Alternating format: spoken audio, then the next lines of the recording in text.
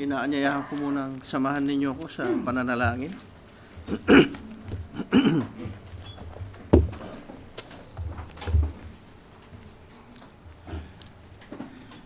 Samahan niyo muna akong manalangin, mga kapatid. Praise God, hallelujah, Lord God, hallelujah. Dakilang Ama, muli kaming tutungo sa pag-aaral ng iyong mga banal na salita.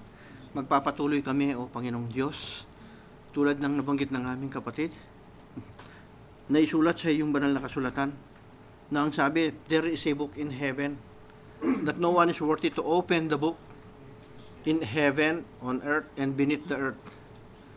Na ang librong ito ay napakaselan, kahit tingnan, kahit hawakan, ay hindi maaari. Subalit sa iyong dakilang pag-ibig, O Diyos, na ibig mong mailigtas ang bawat tao sa ilalim ng sa sanlibutan na ito, ay tinulot mo, ibinigay mo ang iyong bugtong na anak na siyang worthy to open and to lose what that book contents, O Panginoong Diyos. At kami ay binigyan mo ng otoridad na lahat ng tao na ang sabi ng iyong mga banal na salita, mapalad ang bumabasa, at ang mga nakikinig at ang mga gumaganap ng mga salita ng hula ng aklat na ito, O Diyos. At kami po'y naririto, O Ama, basbasan mo kami sa aming pag-aaral sa iyong mga banal na salita. Gamitin mo po maging daluyan lamang ang iyong maliit na lingkod na ito na sa iyong mga banal na salita, O Diyos, sapagkat wala po akong kaalaman, wala akong karunungan upang ibalita ang mga ito sa kanila. Ang mga good news na ito, O Ama, maliban na lamang ang iyong Espiritu Santo at siyang gumabay sa aming lahat. I-bless mo ang kawan na ito, i-bless mo kaming lahat, ang mga nagsisipakinig, O Ama, ang lahat ng pinili mo, O Ama, buksan mo ang kanilang mga puso, pagpalain mo po sila, O Diyos. Wala kaming may balik sa iyo, kundi ang pinakamataas na papuri, ang lahat ng karangalan at kalwalhatian. O Ama, ito ang aming mga samot dalangin sa iyo. In the name of the Lord Jesus Christ. Amen. Praise God. Mga kapatid, akala ko kanina, nung sabi ni Brother JD, buksan natin sa Book of Isaiah. Naku, pareho yata yung sa amin, sabi ko. Pero nung sinabi niya, Isaiah chapter 7, magkalapit lang kami. Magkalapit lang. Kasi Isaiah chapter 6 naman ito. Isaiah chapter 6, verse 1 to 8.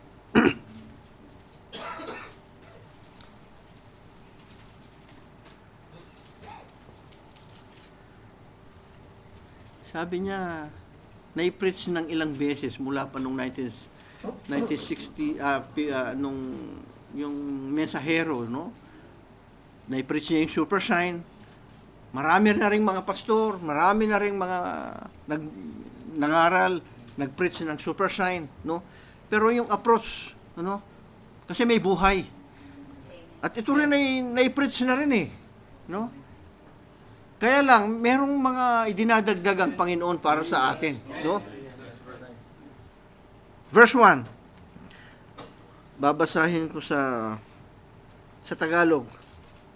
Noong taong mamatay ang haring si Uzias, ay nakita ko ang Panginoon na nakaupo sa isang luklukan. So nakita daw ni Prophet Isaiah ang Panginoon na nakaupo sa isang luklukan, matayog at mataas, at pinuno ang templo ng kanyang kalwalhatian. Verse 2, sa itaas niya ay nakatayo ang mga seraphim. Bawat isa ay may 6 na pakpak. So yung mga seraphim, may mga pakpak, 6, bawat isa. Na may 2 na nagsisitakip sa kanyang mukha. So yung 2 nakatakip sa mukha. At may 2 na nagsisitakip sa kanyang mga paa. No? At may 2 na naglilipad sa kanya. Gusto niyo bang makita yung mga seraphim? Amen. Kung paano gumaganap ng ganito ang mga seraphim? Be with there, ha? Huwag niyong hayaan na huwag kayo sumama doon sa maiwan sa great tribulation dito. Lalo kayong huwag sumama sa mga Jehovah Witness. No? Kasi dito raw sila. Verse 3, at nagsisigawang isa't isa. At nagsasabi, banal, banal, banal ang Panginoon ng mga hukbo. Ang buong lupa ay napuno ng kanyang kaluwalhatian. Verse 4, at ang mga patibayan ng mga pintuan ay nakilos sa tinig ng sumisigaw, at ang bahay ay napuno ng usok. Parang yung incense. Verse 5, nang magkagayo sinabi ko, sa aba ko, sapagkat ako'y napahamak, sapagkat ako'y lalaking may maruming mga labi, at ako'y tumatahan sa gitna ng bayan na may maruming mga labi, sapagkat nakita ng aking mga mata ang hari, ang Panginoon ng mga hukbo. So, meron siyang pag-amin sa sarili niya na meron siyang karumihan, meron siyang kasalanan. No, si Prophet Isaiah. Verse 6, nang magkagayo, nilipad ako ng isa sa mga seraphim, sabi niya, na may baga sa kanyang kamay, na kanyang kinuha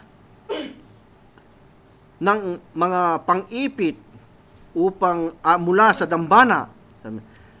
Verse 7, at hinipo niyaon ang aking bibig at nagsabi na, narito, hinipo nito ang iyong mga labi at ang iyong kasamaan ay naalis. At ang iyong kasalanan ay naalis. So praise God, no?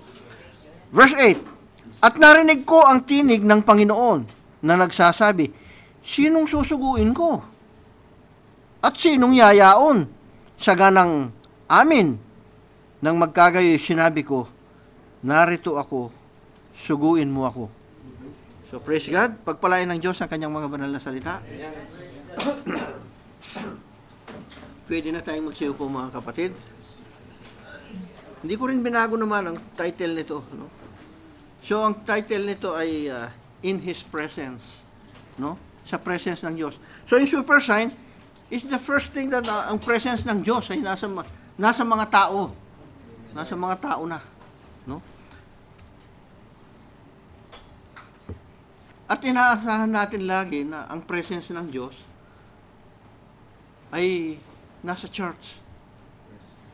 Kung ang presence ng Diyos ay nasa church, pababayaan nyo bang ma-miss yung presence ng Diyos? Hahayaan nyo ba na lilipas yung presence ng Diyos na nasa sa atin, ay lilipas pagkatapos walang nangyari sa atin? No? Tandaan natin, when the presence of God, no, met the prophet Isaiah, he was cleansed. Nalinisan siya. No?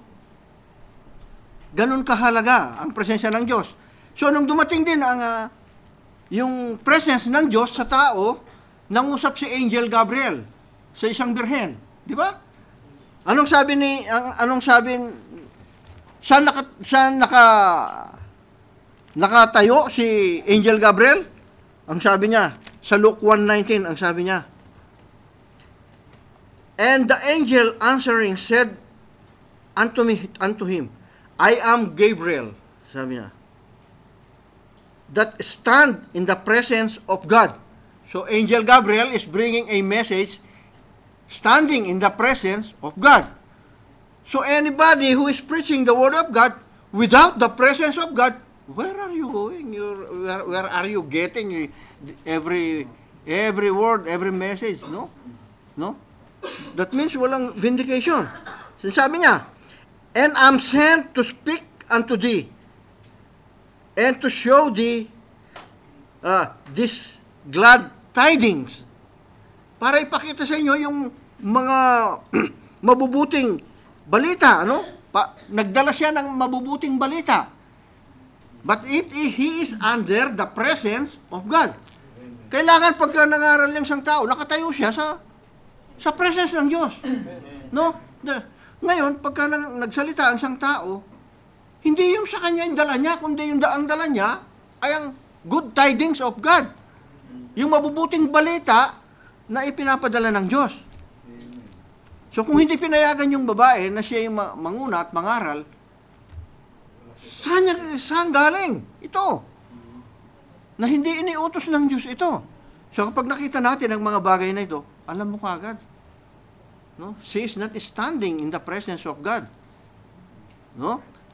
Meron silang covering. So that's why Adam, he made a covering. When God called him, sabi nung tinawag si Adan, he put a covering. So this put a covering. The big covering is a religion. Yan ang pinakamalaking covering, no? Magdadagdag pa sila ng covering para lalong hindi makita. Sabi niya, kaya ako nagbelo, sabi niya, no? Para daw pagpapasakop sa lalaki na nangungusap. But you see, nasaan yung humble, nasaan sa nagsasalita na gano'n, na yung dinagdag pa na belo para daw makita yung pagpapasakop. But you cannot see that. No, hindi mo makita yung pagpapasakop. Gusto niya siyang manguna, gusto yun ang kumontrol. So it's hypocrisy. No? That is hypocrisy. Sinasabi ng bibig, no? Pero sabi nga ng kanina ng ating kapatid, no, na hindi marinig yung yung malakas kasi yung boses ng buhay. No, pero yung salita ng Diyos wala. Hindi pinamumuhay ang salita ng Diyos. Pagka ganoon. At kung nasa atin ang presence ng Diyos, gusto kong pagbabasahin muna sa inyo ito para dito sa Romans 8:31. Gusto kong basahin muna sa inyo ito kung nasa sa atin yung presence ng Diyos, no?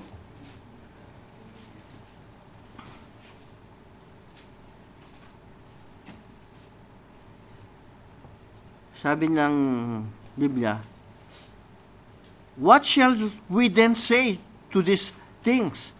If God before us, who can be against us? Kung ang Diyos ang nasa sa atin, sino ang laban sa atin? No? So, ganun kahalaga. No? At mamaya, magkakaroon ng sharing. Inaanyayahan ko ang bawat isa na makilakok sa sharing para pag meron kayong nakausap na sino man, no, alam nyo ang isasagot nyo. Nagsasalita pa lang sila, alam mo na kung ano yung ibig nilang sabihin. Pero pag nagtanong ka, hindi nila alam kung ano yung ibig mong sabihin. No? At kung hindi sarado, no, ang kanilang mga puso pagdating sa katotohanan ng salita ng Diyos, they will find God. See, ang unang-unang tanong ko, kung may narinig kayo na bago at mataas na kaunawaan sa naintindihan nyo ngayon, lalabas pa ba kayo sa Jehovah's Witness? Hindi na po. It's finished. It's finished. No? Kaya kahit na anong gawin mo, wala na. Doon na lang sila. No? 6 years kung pinag-aralan ito. Hindi mo pwedeng ipagmalaki yung 6 years sa Diyos. No? Wala kang pwedeng ipagmalaki na pinag-aralan mo, kahit 10 taon mong pinag-aralan sa seminaryo, hindi mo pwedeng ipagmalaki sa Diyos.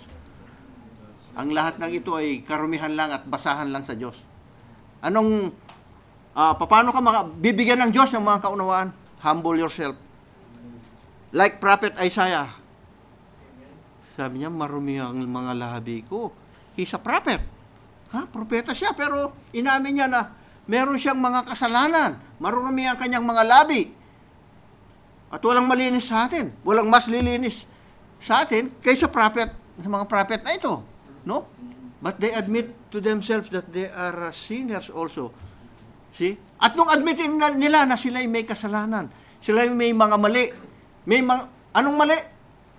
Mali ba? Kasi pumatay siya ng mga tao, kung anong pinanggagawa niya, nang babae siya, nagluluko siya, ganun bang ginawa niya? Hindi. Nakapagsalita sila ng mga hindi kalooban ng Diyos. O kung minsan, naipanganak tayo, mahilig magmura. No? Ipinanganak pa lang, mahilig nang magsinungaling. Hindi ko naman, hindi ka, sa Genesis pa lang, nagsisinungaling na. No? So, ganun. Kaya, anong gusto ng Diyos?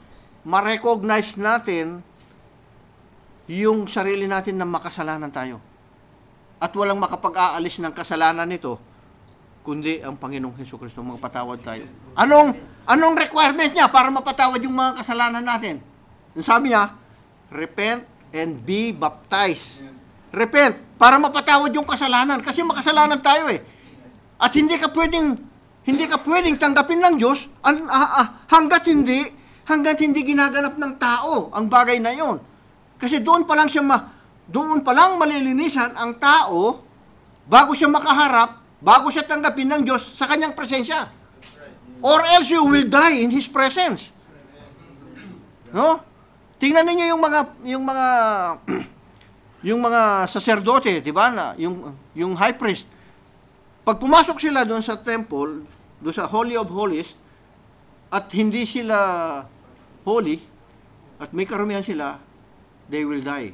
Kaya nga sabi, may kuliling yung paa habang naglalakad siya doon sa loob ng Holy of Holies.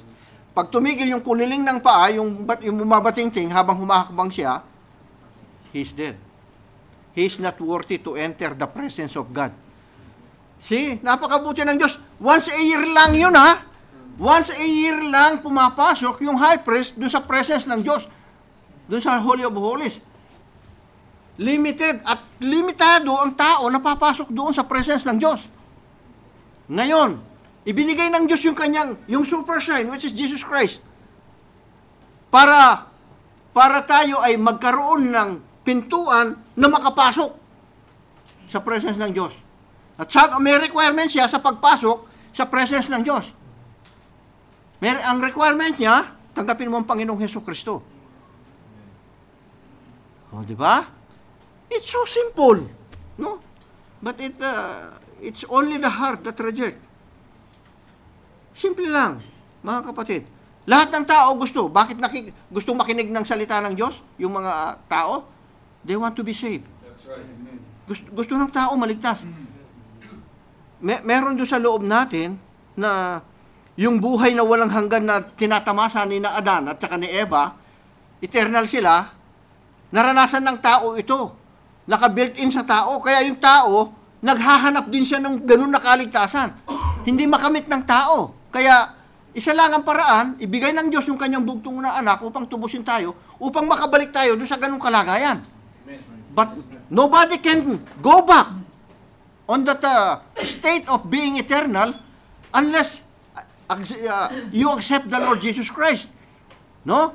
Hanggang hindi natin tanggapin ang Panginoong Jesus, ay hindi tayo makakabalik doon because you don't have no way. Because Jesus Christ is the only way. And sabi niya, I am the way, the truth, and the life.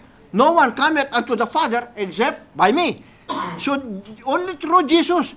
And sabi niya, I am the door. So, you need the key to open that door. So, Jesus is giving the key for all of us to open the door. So, without your key, how you will open the door? You accept Him, and you can open it. No, praise God. This is the most striking scripture, sabi ng prophet. When we find a man, in the presence of God, recognizing themselves to be a sinner. Yun daw ang pinaka-striking, yung isang tao, makita mo, nagpapakumbaba siya sa Diyos, Panginoon, mayroon po akong mga kasalanang nagawa na hindi kalugod-lugod sa iyong harapan. Patawarin mo po ako. Alisin mo ang aking mga karumihan. Yun daw ang gustong-gusto ng Diyos. No? Yung makita niya yung isang tao na lumalapit sa Panginoon na humihingi ng tawad. At hindi niya pwedeng itaboy yung tao na humihingi ng tawad at nagbabalik loob sa Diyos. No? So, ganun yung gusto. No? Nagtataka ako, sabi ng ating kapatid, I wonder the man who wrote yung sumulat ng How Great Thou Art na awitin daw. Paano kaya niyang naisulat ito? Sumusulat kaya ito? Isip lang. Napatingin siya sa langit, sabi niya. Na nakita niya yung kalangitan. Yung mga bituin ay nagliliwanag, sabi niya. At kung titingnan niya, parang maliliit lang, sabi niya. Parang malaki pa yung 25 sentimo, sabi niya. No? Paano kaya niya naisulat ito? Sabi niya. Marahil naisulat niya ito. Merong inspiration sa kanya, sabi niya. Kaya niya naisulat ito. And without the inspiration, sabi niya, he can never write this. Kaya yung mga poeta, sabi niya, yung mga poets daw, without the inspiration, no? How they can make a poem, no? How can you make compose a song without any inspiration? Wala ka namang iniisip, sulat ka lang ng sulat. Baka may Alzheimer yung no? So, ganun daw. Paano naman tayo? Paano tayo? Dapat nakapahinga tayo ngayon, natutulog tayo, no? Sabi sa Kapampangan, naglilima yun, sabi. Namamasyal, no? Pero gusto mo pa rin pumunta dito, no? Gusto mo pa rin makinig ng salita ng Diyos. Samantalang, isang araw na lang ngayong opo, tapos pupunta ka pa doon sa simbahan. It's the inspiration. No? And without the inspiration of God, no?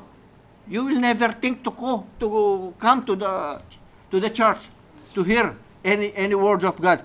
It's God working in you. It's God is working in us. Kaya niya gusto niya tayong makarinig ng salita ng Diyos. To meet Him, to meet His presence. At huwag niyong palalampasin pagka namimit niyo yung presence ng Diyos. If God is giving you some revelations, no? Giving you a convictions, no? Sa inyong mga puso, huwag niyong palampasin. Huwag niyong palampasin yung presensya ng Diyos. And in the presence of God, there is peace. In the presence of God, there is joy. Pag walang joy, leave. No, if there is no joy in your heart to meet the presence of God, useless. You're wasting your time. You have to feel the presence of God in your heart. No, mga kapatid?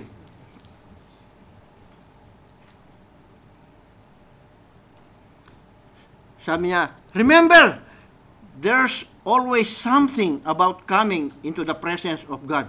It always causes something to happen. And there's always a change. Mahirap naman kung ayaw mo naman mabago, pagkatapos gusto mong pumunta sa presence ng Diyos, ayaw mong magkaroon ng change sa buhay mo, ayaw mong magkaroon ng change sa sarili mo, no? It's useless. Kasi ba't ka pupunta kung ayaw mong magkaroon ng change sa buhay mo? Pag pumunta ka sa presence ng Diyos, there will be a change. Yung dating nagmumura, hindi na nagmumura. Ay, mahirap naman yata ang iwanan yun na lang expression ko, kukunin mo pa. Sasabihin mo, Lord, reserve mo naman sa akin yung pagmumura kasi yan na lang ang expression ko eh. No? Kasi aalisin niya yan. O sige, aalisin ko na yung pagmumura. But don't take lying ha, kasi madalas akong magsinungaling eh. Ganun ba ang ikakatwiran natin sa presence ng Diyos? So, there will be a change, sabi niya. No? If you are born of the flesh, there should be a change that you will be born on the Spirit of God by the Word. That was a change. If you go to the presence of God. No? Bakit kayo nagsisimba? O bakit kayo nag-abroad? Bakit tayo naririto? Anong gusto niyo sa buhay? Masagana yung buhay ninyo sa Pilipinas? Mayaman na mayaman kayo sa Pilipinas? Kaya kayo nag-abroad? Dito? Hindi. Kaya tayo nag-abroad dahil gusto natin kumita ng mas maganda-ganda doon. Gusto mong magkaroon ng change yung buhay mo. Di ba? Uy, kung doon kumakain ako araw-araw ng 2 beses, 1 beses sa maghapon. Ngayon, kakain na kami ng 3 beses kasi naka-abroad na ako. Kung tuyo noon, ngayon, pwede na rin yung baboy, pwede na rin yung fried chicken. Iba na, no? Kung noon, nasa Pilipinas ka, nakatsinelas ka lang, o wala ka man tsinelas doon, no? Ngayon, naka-abroad na ako, pwede na ako magtsinelas. Pwede pang magsapatos. Ba't mo iniwan yung Pilipinas? You want a change. You want a change. No? Ngayon, naka-abroad ka na, gumanda na yung buhay mo. Pero nagkakasakit ka pa. No? Nagkakasakit ka. Nasasakit ang katawan ko. May rayuma ako. May sakit sa tiyan. May sakit sa puso. May kung ano-anong sakit. No? Do you want a change? Amen.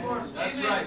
God is providing a change. Amen. God is providing a medicine, no? Na permanent na ito pagka ang Diyos.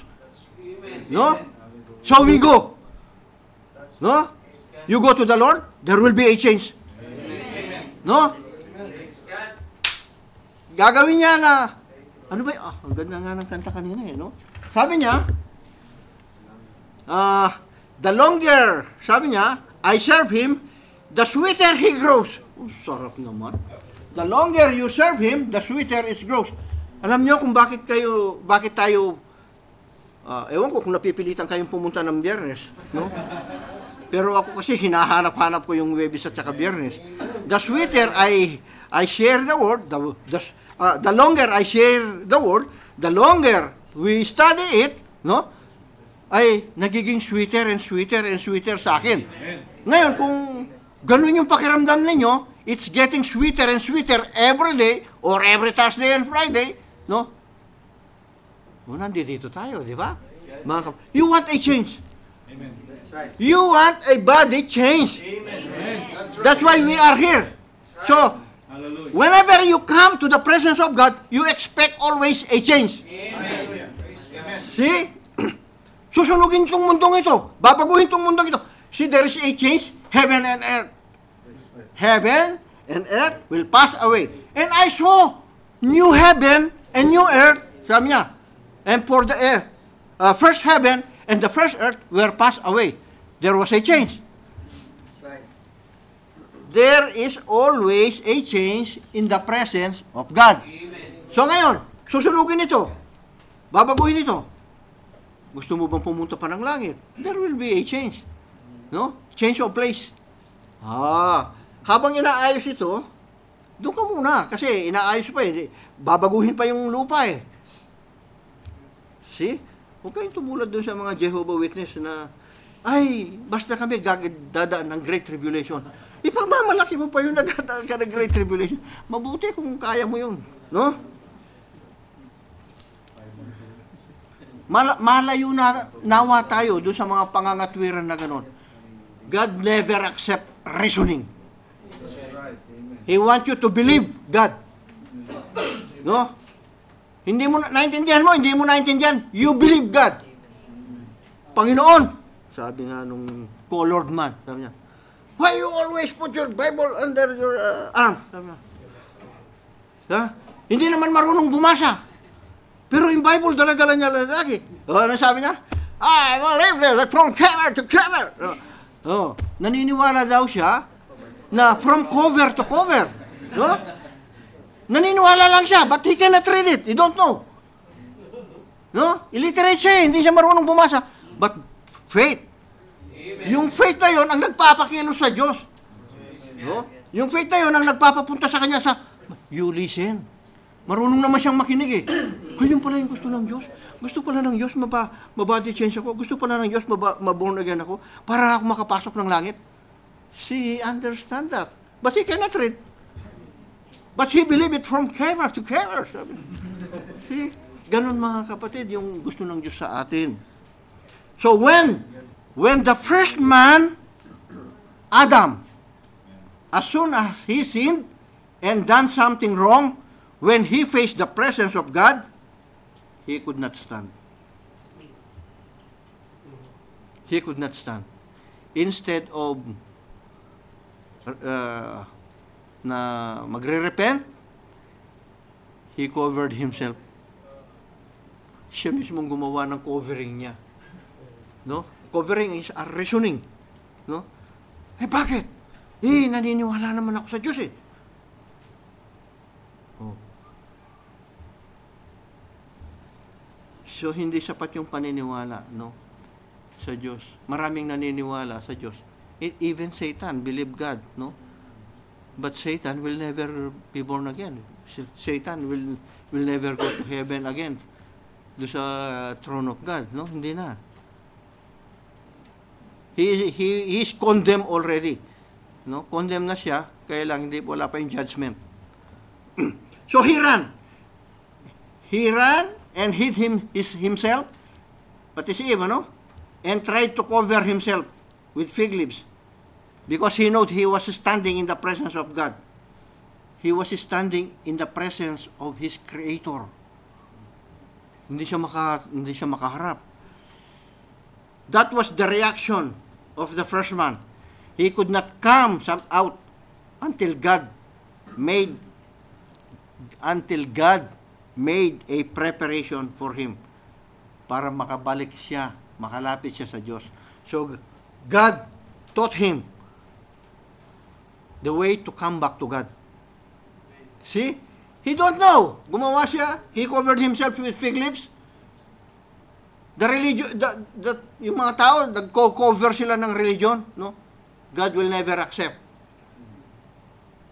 God will only accept what God prepared for a man, no? The way to come back to Him.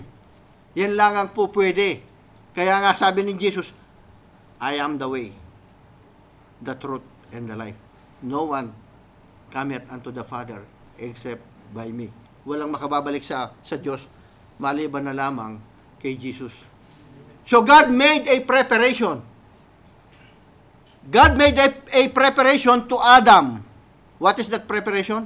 He himself, you know the theophany. The theophany is with them. He slaughtered, no, a sheep and took the skin and made it a covering for them. And the blood of the sheep, no, pinataga sa lupa. Because it's blood. It's blood. Blood ang narumihan eh. So that was the preparation of God in the Old Testament.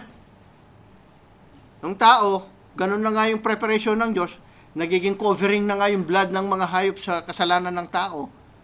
Sinira pa nila. No? Pati pilay, pati, siguro baka pati bulag na hayop, paikaikang hayop, may galis na hayop. Kasi ihahandog ng high priest sa para sa kasalanan nung naghahandog. Hindi na naging katanggap-tanggap, no? Kasi nanghihinayang na sila. Kasi yung malinis, yung mataba, sabi niya, kasi may pagbibili mo pa ng malaki ito. No? Hindi niyo ba naiisip yung mga ginagawa nila kaya ganon? Oh.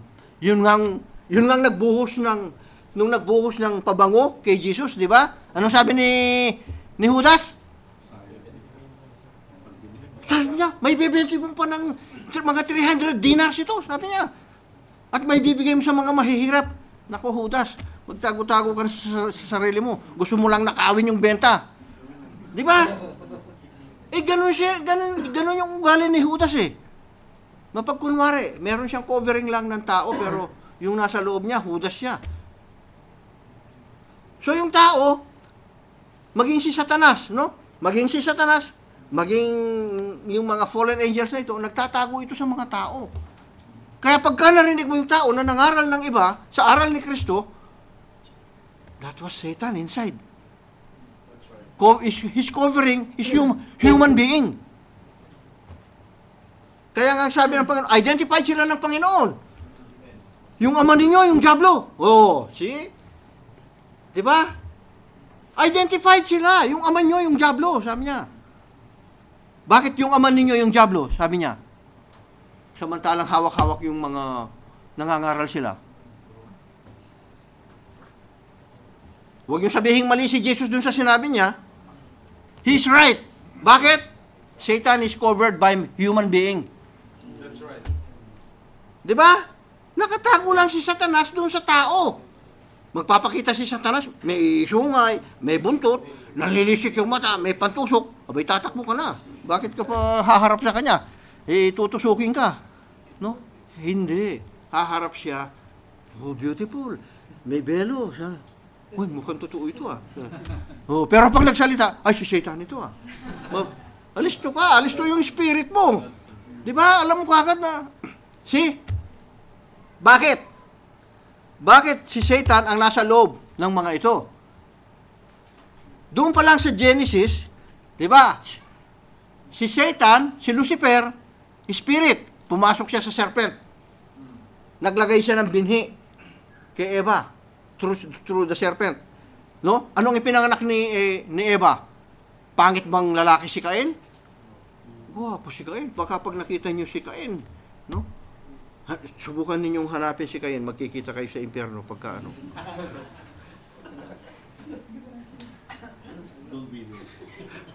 Di ba? Makikita niyo si Cain. Huwag niyo lang titingnan pag umiiyak siya, humihiyaw. Kasi walang humihiyaw na meron bang umiiyak na nakangiti? Di, no? Kaya makikita, huwag na wang mangyari na makita niyo si Satan doon. Ay, si Cain. No? Ganun mga kapatid ang mga pangyayari. Nakatago sila sa mukha ng tao. Makikilala mo lang sila sa salita. Kasi ang ginagamit ni Satan, salita ng Diyos. But perverted. Sabi nga 99.9 correct pero mali pa rin. No, mga kapatid. So ganun nagtago, no? Nagkakaroon talaga ng pagbabago pagka namit mo ang Diyos.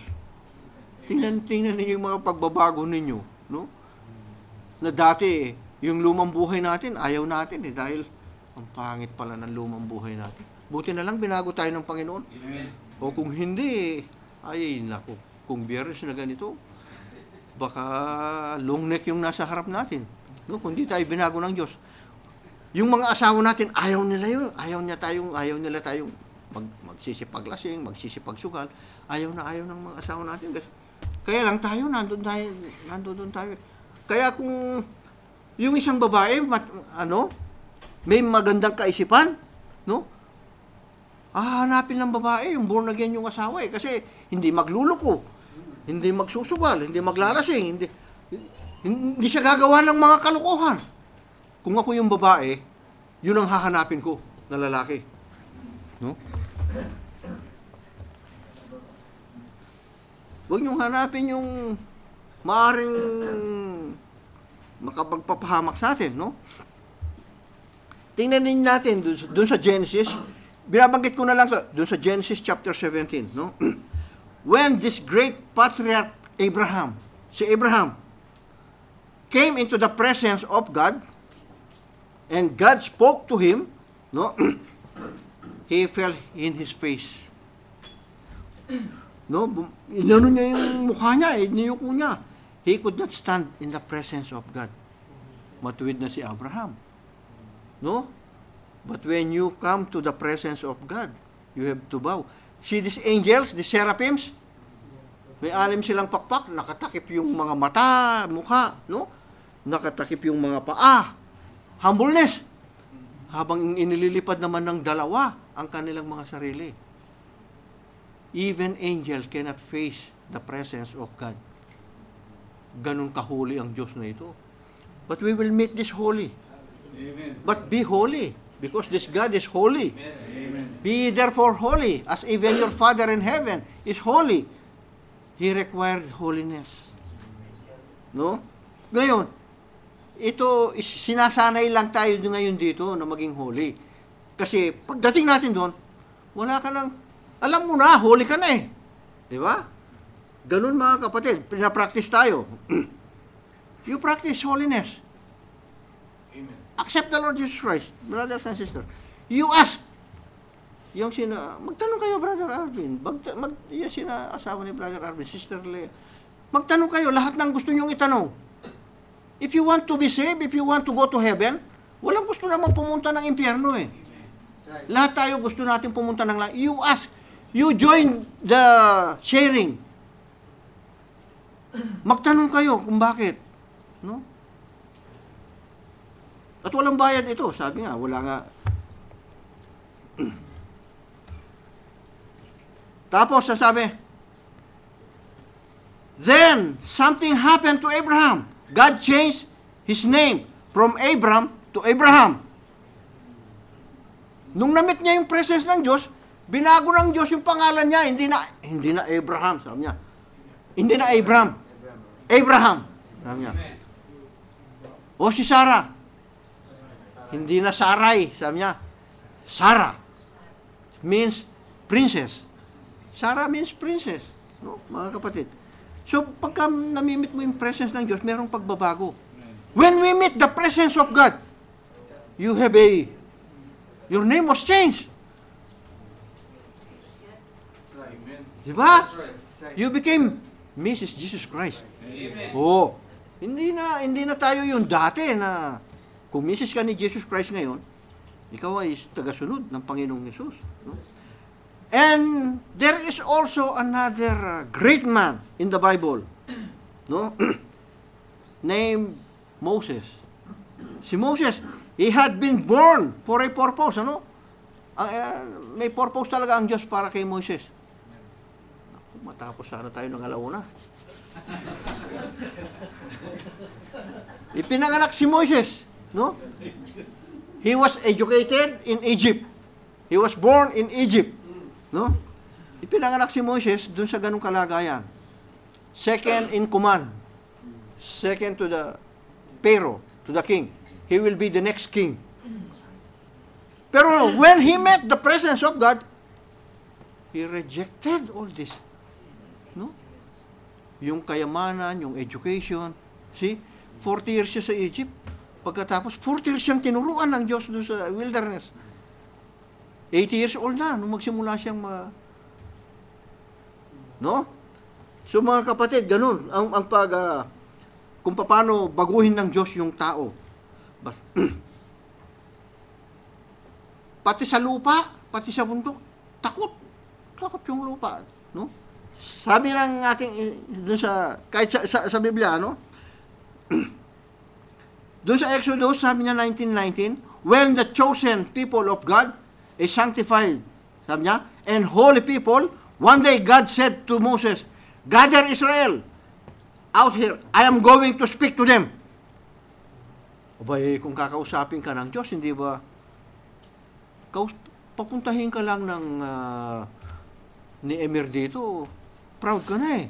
Bah, biro mo, gusto akong papuntahin ni Emir doon sa palasyo. Gusto lang niya akong makausap.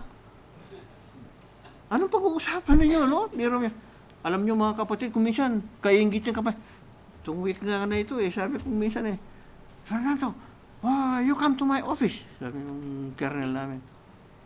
Oh, ala, sabi ko, Colonel is calling me. You want me to go to his office? Nag-aaruhan sila. Bakit kaya? Ano kaya gusto niya sabihin kay Fernando? Nagtatanungan sila. Kung ano yung, you tell my name, ha? Sabi nung Sudanese, you tell him, ha? Maybe they will change again my name. So, tingnan ninyo mga kapatid yung mga, hindi pa yan ang Emir. Hindi pa yan ang Diyos. Paano kung yung Diyos ang gustong kumausap sa iyo? Gaano kasarap, kung kausapin ka, sasamahan ka ng Diyos, yung Diyos ang nasa sa iyo. I will speak to them. Sabi niya, kakausapin ko sila. Ba't mo pag-aaksayan ng panahon kung hindi mo naman mahal? Kaya lang mahal niya eh. See? Kung wala akong pagmamahal sa inyo, hindi na ako tatayo dito. Bahala na kayo sa inyong sarili. Maghanap kayo ng kakainin ninyo. Hindi. No? Because out of love. No, kaya natin pag hindi kayo nagsipagbago, mga kapatid, you will never go. You will never meet God. No? Mas maganda na sabihin natin na ganito. No? Pagdating ng judgment, maalala niyo ako. No? Kaysa mangaral ako, sige lang, okay lang dyan, upo lang kayo dyan. Basta, darating din yung araw na Ito na yung araw na dumating na magsipagbago tayo. na sumunod tayo sa sinabi ng Diyos, no? But when God came down, bumaba ang Diyos galing sa langit. On top of Mount Sinai, the whole mountain caught afire, and the smoke was flying from like a furnace. Sabi niya, parang pugon, muusok, no? And the voice of God roared out. Naku, nung nagsalita yung Diyos, no? And Israel fell in their face and said, "Let Moses speak and not God, lest we die." Wag na yung Diyos ang magsalita sa amin. Baka mamatay kami. Si Moses na lang at siya yung magsasabi sa amin. Napakabait ng Diyos, no? Biro nyo, o sige, si Moses na lang, kakausapin ko. Ayaw nyo makipag-usap sa akin. Pwede na silang puksain ng Diyos doon. Kaya lang, ang bait ng Diyos, no? Palagi niyang binibigyan ng pagkakataon kahit na nagkamali. Kahit na nagkakamali tayo, palagi tayo binibigyan ng pagkakataon ng Diyos. Panginoon, mali po yung nagawa ko, patawarin mo po ako. Yun ang gustong marinig ng Diyos. Yun ang gusto ng Diyos na lumapit tayo sa Kanya, humingi tayo ng tawad at patawarin tayo ng Diyos. At sabi niya doon sa babae, "Go and sin no more." Sabi niya, ako rin hindi kita hahatulan kasi wala pa yung judgment. Magbago ka, sabi niya. Magbago ka at huwag ka nang magkasala ulit. Sabi ng Diyos. Gaano kabait ang Diyos natin? Para lang dalhin tayo sa langit. No? Ganun yung ginagawa niya sa atin. Men realize they are sinners. Nare-realize ng mga propeta na meron silang mga kasalanan. Sabi niya. They cannot face the presence of God. They realize they are not right. There was something lacking. So they said, "Let Moses speak, not God, lest we die." Si Moses na lang ang makipag-usap kasi baka mamatay kami. Parang mukhang nakakatakot yung humarap sa presence ng Diyos, no? Pero hindi. Ba't nakakapag-usap si Moses? Kasi nandun, tinanggap niya ang Diyos.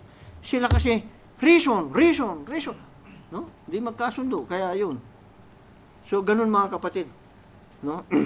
Pag na-recognize mo yung presence ng Diyos at nasa sa iyo na ang presence ng Diyos, yung si Peter, yung pumunta sila sa Beautiful Gate. Si James, no? May nagpapalimos. Di ba? Ang akala naman nitong nagpapalimos, bibigyan siya ng limos. Higit pa dun sa limos ang ibinigay sa kanya. Walang pera. Wala. Sabi na dyan, wala kami. Yung nasa amin, sabi niya, yun ang ibibigay namin sa iyo. Sino yung nasa kanila? Si Jesus. Sabi niya, the super sign. I will give you a sign. Sabi niya, in the name of Jesus Christ, rise up and walk. A super sign. Whose name? Jesus. That was the name. No? Tumayo siya. Praising and leaping. Sabi niya, and praising God. No? Tumalon. Lumakas yung mga bukong-bukong niya, yung mga paa niya. Lumpo yun mula sa pagkapanganak. Ano yung nakapagpagaling? It's the presence. Hindi pwedeng manatili sa presence ng Diyos yung ganun. Kaya pagka nasa presence ng Diyos yung isang tao, yung blind will see. Sabi niya, the lame will walk. No? The deaf will hear. No? Mawawala kasi yun. Wala kasi sa Diyos yun. Hindi po pwedeng humarap yung mga ganun sa Diyos. Aalis yan. So, even that, yung tungkod ni Aaron, no? Na nailagay doon sa presence ng Diyos. Wala kasing kamatayan doon sa presence ng Diyos Nabuhay yung tungkod na yung tuyo na. Doon nila nakilala yung tungkod pala ni Aaron ay almond tree. See? Kung paano mabubuhay sa presence ng Diyos, lumabas ka sa presence ng Diyos, you will die. No? Si Peter ay isang matigas ang ulo na disipulo, no? Nangisda siya, magdamag. Sabi nga, well-known, sabi niya. Well-known siya sa pangingisda. Marunong silang mangisda talaga. Pero magdamag ng nangisda. Sabi niya, walang nahuli. Pero nung makaharap ang presence ng Diyos na nandun sa Panginoong Hesus, ihulog mo, sabi niya, yung iyong lambat, sabi niya. Pumunta uli siya sa tubig. Inihulog. Saan galing yung mga isda? Magkapupunit-punit na yung lambat niya. No, napuno yung... See? Because it's the presence of God that made it, no? So, ganun mga kapatid yung Diyos na sinasamba natin, no? Ganito yung Diyos na nakipag-usap kay Isaiah. Si Prophet Isaiah, sabi nga ng prophet, he wrote the book of Isaiah, and the book of Isaiah has 66 chapters, sabi niya. Pinakamahaba raw ito. Nailahad-lahat ni Isaiah yung from Genesis up to the Revelation. And in the midst of the book, sabi niya, nandoon yung pagdating ni Jesus. See? Di ba mga kapatid eh? Ngayon, and then he realized he was a sinful man and said, na-realize ni Peter na makasalanan siya. Anong sabi pa niya kay Jesus? Depart from me, Lord, for I am a sinful man. Makasalanan ako. Peter asked the Lord Jesus Christ to depart, no? He recognized he was a sinner. Pero anong sabi ng Panginoong Jesus? Halika, sumama ka. Hindi gagawin kitang mamamalakaya ng isda. Ay, tao, sabi niya. Hindi na isda. See, pagtawag ng Panginoon. No? Kung ngayon, tinawag tayo ng Panginoon para maglingkod sa Kanya. One time, sabi ng prophet, one time there is a self-styled religionist. Judaism ang religion eh. So he was a religionist, sabi ng prophet. With all that theology, nag-aral ng theology, and learned.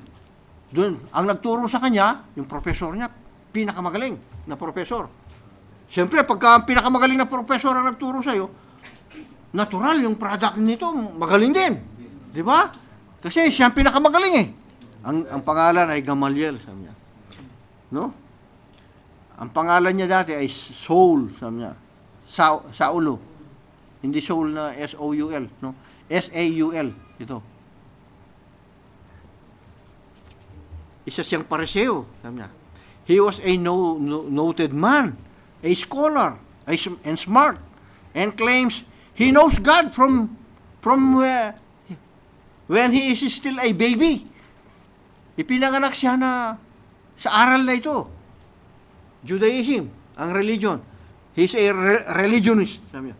But one day, sabi niya, one day, siyang araw, pag namit mo yung Panginoon, one day, on his road to Damascus, that pillar of fire shined over him and fell on his feet. Nasubasob siya. Di ba? Acts? Nasubasob si Paul, no? And fell on his feet to the ground and said, Lord, who art thou? What do you want me to do? Who art thou? I am Jesus.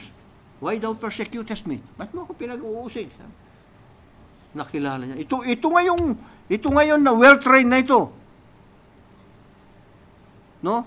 Dinala ng Panginoong Hesus sa wilderness ng Saudi Arabia for 3 years. Tinrain ng Diyos doon. Lahat ng alam niya sa kanyang religion.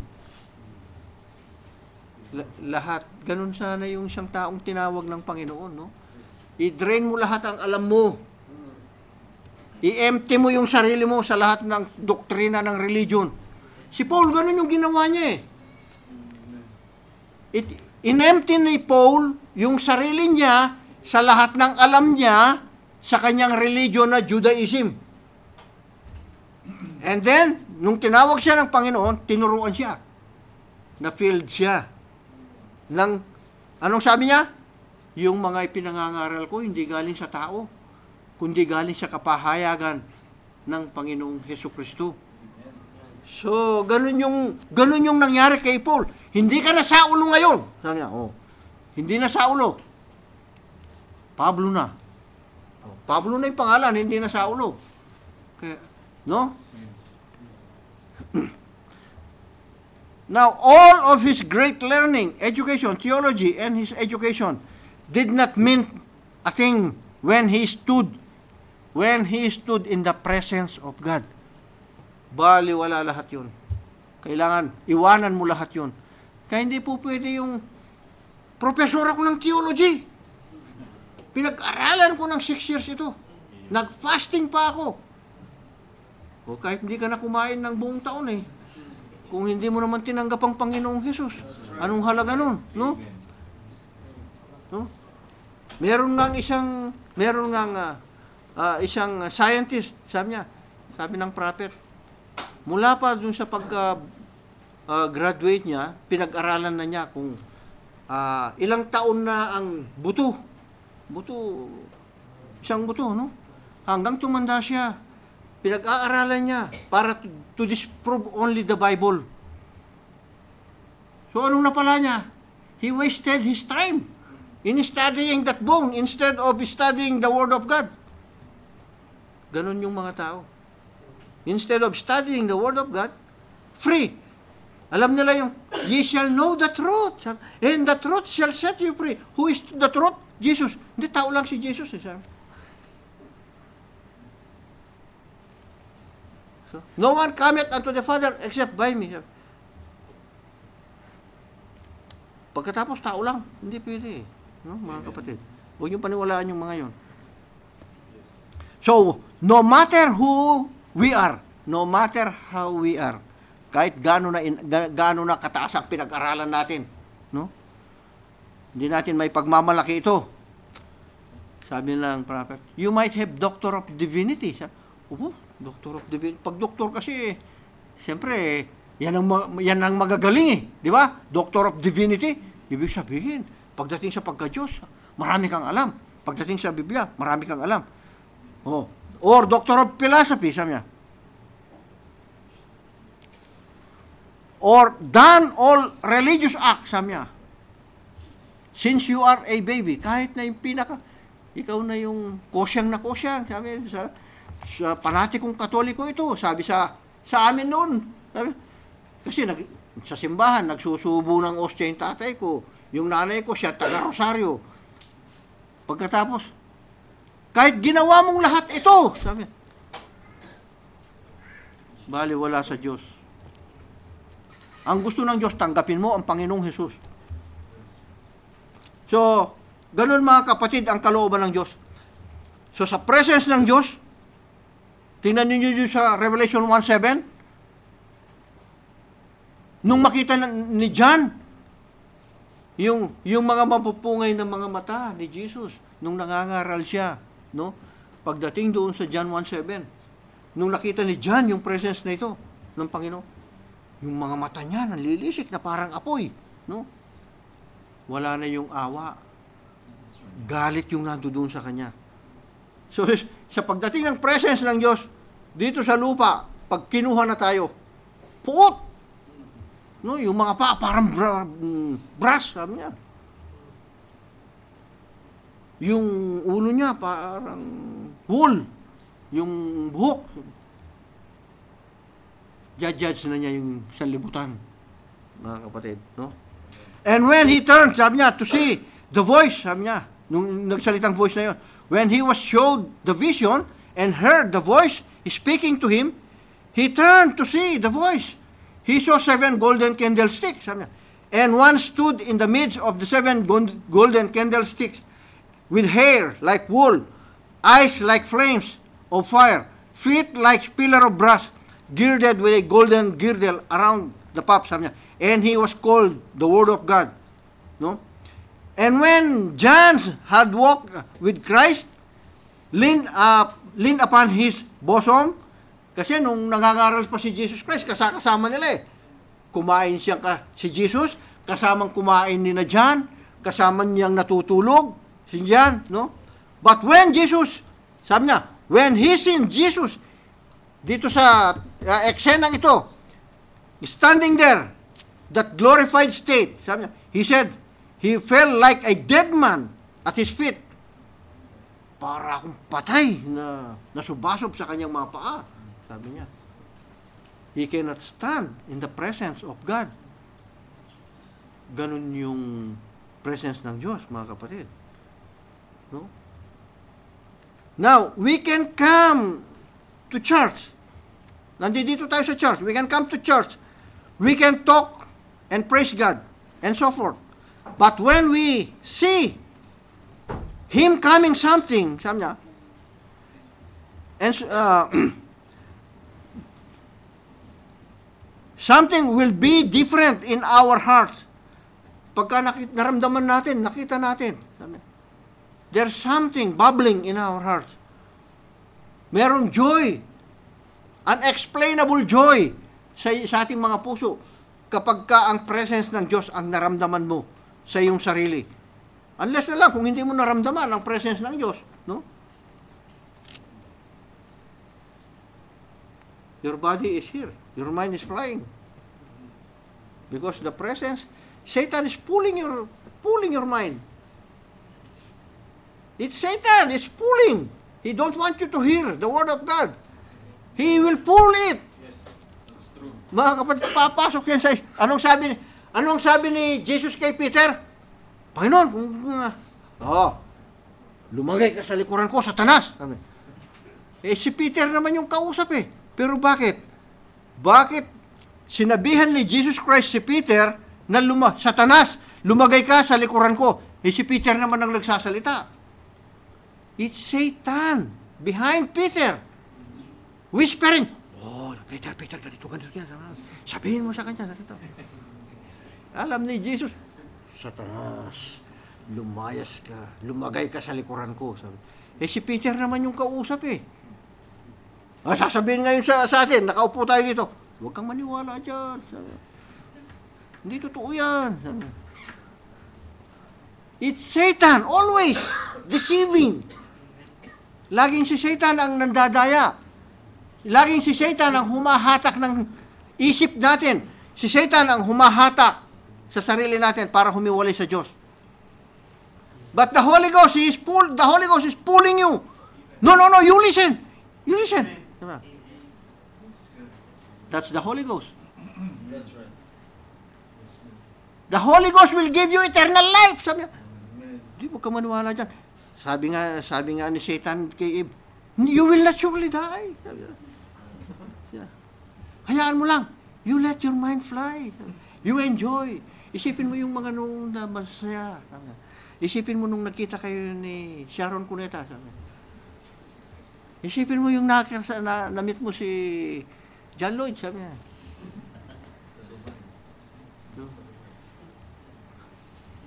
Ipapaisip ng Diyos yung mga magaganda ngayon. Lilipad ngayon. Oo nga naman. Ang ganda. Biro niyo.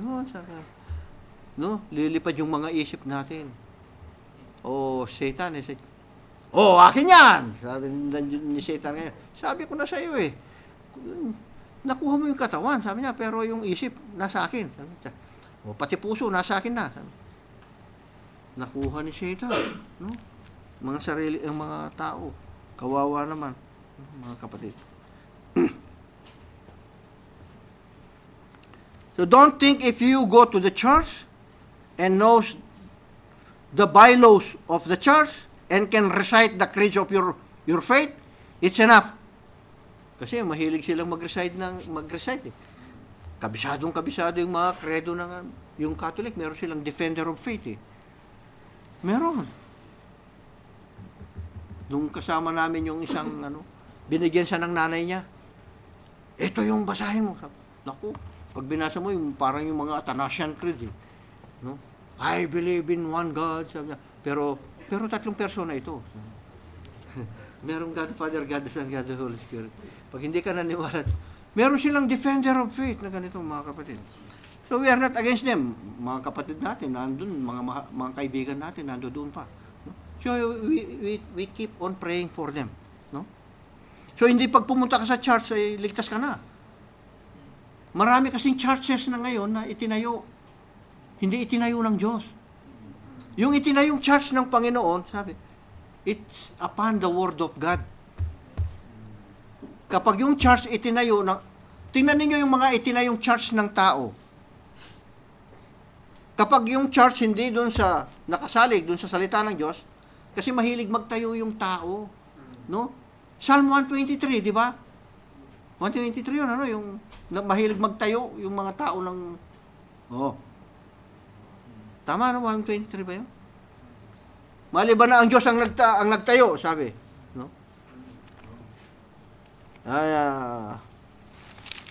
Ewan ko kung doon nga, kasi parang kay ano naman yun, yung kay, hindi na ko nga, kung doon nga. 27. Except the Lord built the house, they labor in vain. That built it, sabi niya, except the Lord keep the city, the watchman waketh but in vain. Sabi niya, malibang itayo ng Panginoon ang bahay, kung hindi yung Diyos ang nagtayo, sinong nagtayo? No? So, ang tao kasi mahilig magtayo. Mahilig yung tao na gumawa ng kanyang covering. Genesis pa lang. No? Anong covering ng tao? Religion. Sinong nagtayo? Tao. No? Anong cause ng itinayo ng tao na religion? Division. Hiwa-hiwalay. Basta kami, Jehovah's Witness. Kahit nadadanas kami ng Great Tribulation, Jehovah's Witness kami.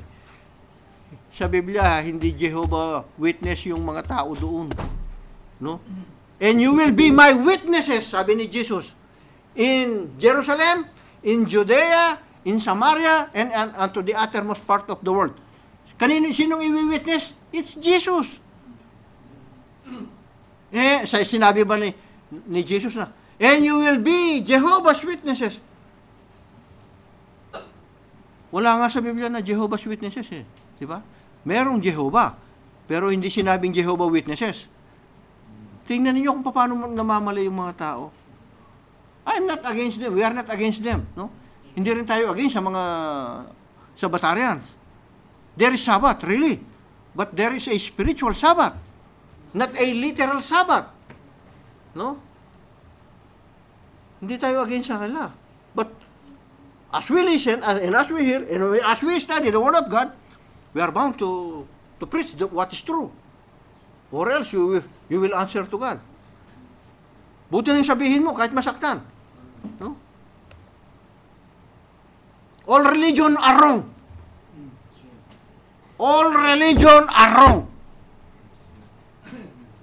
Because there is only one church built by Jesus Christ upon the word, upon this rock, I will build my church, and the gates of hell shall not prevail against it. It's the word of God. From the rock, the Lord Jesus Christ, He is the rock rejected. It is the word rejected. No? So, ganun mga kapatid ang nangyayari sa mundong ito. Sabi ni Isaiah, he is one of the greatest prophet who wrote 66 chapters, di ba? From Genesis to, in-explain niya, pati hanggang Book of Revelation. So si yung king, nandun siya kay King Uzziah, na-recognize ni Uzziah na Isaiah a righteous prophet. Si King Uzziah, na-recognize niya na si Isaiah ay righteous prophet. No?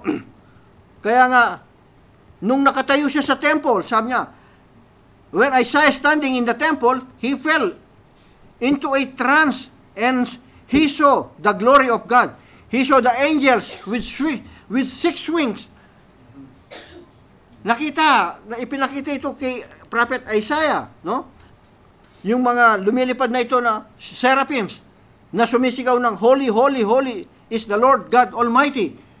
Itong mga ito, walang tigil ang kanilang pagpupuri. Sa atin nga, minsan, wala pang 30 minutes siguro yung awitin kanina eh. Di ba? Pero pwede mo, hindi lang naman doon, pwedeng purihin ang Diyos. Pwede mong purihin ang Diyos na every time. Praise God. Makita mo lang yung blessing ng Diyos ng mga pagkain eh. Praise God. sagana ang biyaya ng Diyos. Hindi tayo pinagkukulang. Ano yung praise God? Purihin ka, Panginoon. Binibigyan mo kagad siya ng kapurihan, doon sa nakita mo pala. Praise God. Si sister, hindi na siya yung nagpapantalon ngayon. Oh, praise God. Di ba? Dati, ganun eh. Praise God. Hindi na mukhang Jezebel ngayon si sister. Oh, di ba? Hindi ka ba magpupuri sa Panginoon ng ganun? Oh, glory to God. Hindi ko akalain na ibibigay ng Panginoong Diyos ito yung bibigyan ako ng hanap buhay ng Diyos na ganito. Praise God. Hindi ko akalain na aalisin ako ng Diyos dun sa karukhaan yung naranasan namin. Hindi ka ba mapapapuri sa Diyos? Oh, kung pabagsak naman yung buhay, paano? No? May pagsubok lang to. 10 taon, 20 taon. Hindi yata pagsubok yun Baka parusa na yun. Ang tagal naman. Kung lumapit ka sa Panginoon, mga kapatid, cut kagad yan. No? Wala na, aalisin ng Diyos yung curse pag lumapit ka na sa Panginoon at tumanggap ka. No? Doon lang napuputol yung sumpa eh. So he said, when that angels cried, sabi niya, the post of the temple shook back and forth. Pag shook back and forth, nayanig sila ng ganyan. No, yung mga poste sa presence ng Diyos. Tingnan niyo mga kapatid, pati yung mga poste, takot sa presence ng Diyos. Pati yung Mount Sinai, nayanig sa presence ng Diyos. Yung tao, matigas pa dun sa poste. Yung tao, nakatayo pa rin eh. Hindi mo ko kayang yanigin. Dito na ako mamamatay, sabi niya. Dito na ako ipinanganak. Hindi mayanig, no? Matigas pa dun sa Mount Sinai. Matigas pa dun sa mga poste. No? Hindi na kami aalis sa Jehovah, sabi niya, kahit na anong mangyari. Tapos, pwede pa ba kami bumalik, sabi niya. Hindi na nga kayo maalis sa Jehovah, para pa kayo babalik. So mga kapatid, paano yun? Now, when He comes, no? Not only the post and temple, sabi niya, He's going to shake, but the whole heaven and earth. Amen. That's right. Pagbalik niya, masishake yung heaven and earth, no? Yuyug-yugin niya ito. The mountains will flee and the sea will fade away and scream. Sabi niya, pagkatapos yung mga tao, hide us, sabi niya, from the face of Him that gets upon the throne, that sits upon the throne. Itago niyo kami. Gusto pa nga nila di ba, sa Book of Revelation, gusto lang magtago sila sa mga bundok. Yung bundok nga, yung Sinai, nayayanig eh. Magtatago ka sa bundok. Pero merong hindi mayayanig. Amen. Pumunta kayo doon sa hindi niya yayanigin. Sabi niya. Oh. That's right. Amen. Pumunta ka sa Word, hindi niya yayanigin yan. No? Right. Amen. Pagka nasa loob ka ng salita ng Diyos, hindi niya pwedeng yugyugin yung salita ng Diyos. You hide to the Word of God. So, kung sinabi ng Diyos na, unless a man be born of water and of the Spirit, he cannot enter into the kingdom of God. You hide. You hide there. You hide there. He will never shake that. No? Kundi siyang sinishake niya sarili niya. No? Doon lang, mga kapatid, ang safe place. No? Amen. It will be a terrible time, sabi niya. So those sinners, you better be checking, sabi niya, it yourselves now. Ito yung sa message. Yung mga makasalanan, o yung gumagawa pa ng kasalanan, i-check ninyo yung mga sarili nyo, sabi niya. Ngayon, sabi niya, tandaan ninyo, kung if those holy men recognize themselves as sinners in the presence of God, and what will the sinners and the ungodly do at that day, sabi niya, at that day of judgment? Ano ang magiging kalagayan ng mga ito, ng mga sinners na hindi tumanggap kay Jesus? Kapag ang covering mo ay ang salita ng Diyos, you are covered, you are cleansed by the blood of the Lord Jesus Christ. There's nothing to worry anymore. Amen. You don't have to worry, no? Confident ka, you are saved. No? Hindi mo sasabihin na makikipaglaban ka pa dun sa 144,000 kasi 144,000 lang ang masasave. 8.2 million. Ibig sabihin, yung excess ng 144,000, labanan sila. Sila mismo, labanan sa loob ng church. Ba't nagko-convert pa sila? 8.2 million na. 144,000 lang. Hindi naman pwede na yung propeta nila ay hindi kasama doon sa 144,000. Eh, minus na. Minus 1 na yun. O yung mga pastor nila. O, ubos na sa mga pastor. Wala na yung mga miyembro. Ba't ka pa magme-member? Tingnan niyo yung turo ng Jehovah. Yung si Jehovah, tama, pero sila mali. That's right. No? Amen. So, ganun mga kapatid, tingnan ninyo kung gaano katama, kamali ang mga... Tingnan nyo muna yung mga nagtuturo kung sa Diyos nga o hindi. Tingnan nyo muna. Pag hindi sa Diyos yung turo ngayon dito, you go, you live. That's right. Ba't ka pupunta doon sa hindi nagtuturo ng tama? If the word we are preaching is not true and it's wrong, it's false, you go. You go. Walang tumatali sa inyo.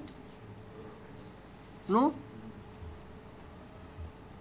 Ba't mo pang hihinayaan yung let them go. Let them both grow together until the harvest. No? So, remember, sabi ng Biblia, if a righteous man be scarcely saved, where will the sinner and the ungodly appear?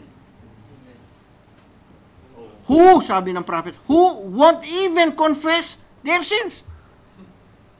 Hindi man lang daw makapag-confess ng kanilang mga kasalanan.